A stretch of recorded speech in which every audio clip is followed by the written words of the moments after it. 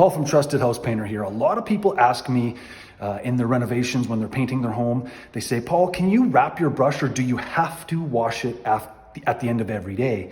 Well, that's a really good question. And the answer to that isn't so simple. However, I'll tell you what I do. I've been painting for over 20 years, and very quite often I do actually wrap my rollers and brushes if I'm going to use them the following day. In fact, I can leave my brushes and rollers wrapped up to possibly, no more than a week if you do it regularly, if you're reusing it regularly, or if they're stored in a cool, dry area, not in the freezer, but in a cool, dry area. You got to remember, acrylic latex paint has microbes in it and it can break down. And when it starts to stink, it means that it's breaking down. It's actually decomposing.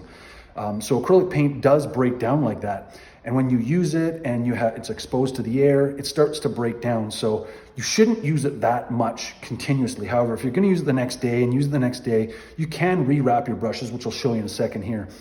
However, most professional painters do wash their brushes at the end of the day because you just want to take care of your tools. And if you don't know how to take care of your tools, and you don't take care of your tools, it can cost you a lot of money, or you can have a really poor finished product. So let me show you what I do. I'm at this renovation right here, and I just finished the day. And what I'm going to do is I'm going to pack up, but I'm going to return tomorrow. So this is what I do.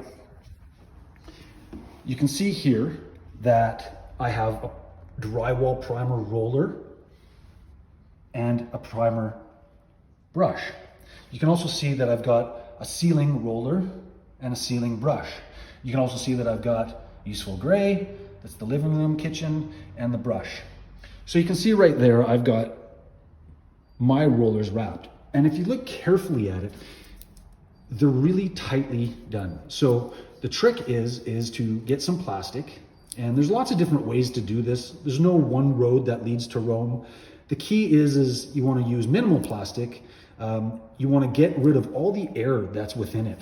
So if you take a look at these rollers, there's no air trapped in it at all anywhere. And even on the sides, I've covered the sides.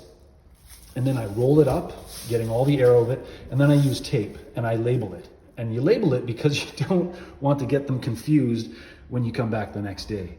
So this is a really good practice if you're going to reuse your rollers and sleeves, and you can. And there has been times when I reuse drywall primer rollers on multiple job sites, because this roller, it can cost anywhere from $3 to $10, and it can be reused. However, like I said, you want to make sure that it's not smelly and decomposing.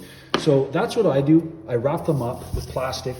I try and reuse them rather than cleaning them out. The water goes into the actual into the ground or into the reservoir or out into the ocean or wherever you live, and that can be a big problem. So I try and reuse my brushes as much as possible. Some painters poo-poo it and other people do it, but the truth is that you can do it, and if you do it right, you'll maintain your brushes, no air, wrap it tight, and you'll be good to go, and you'll save some money. And then at the end of the job, or when you're not going to be using it for a while, you can go ahead and wash it properly, and then take care of your tools. So Paul from Trusted House Painter, that's just a little helpful tip for you.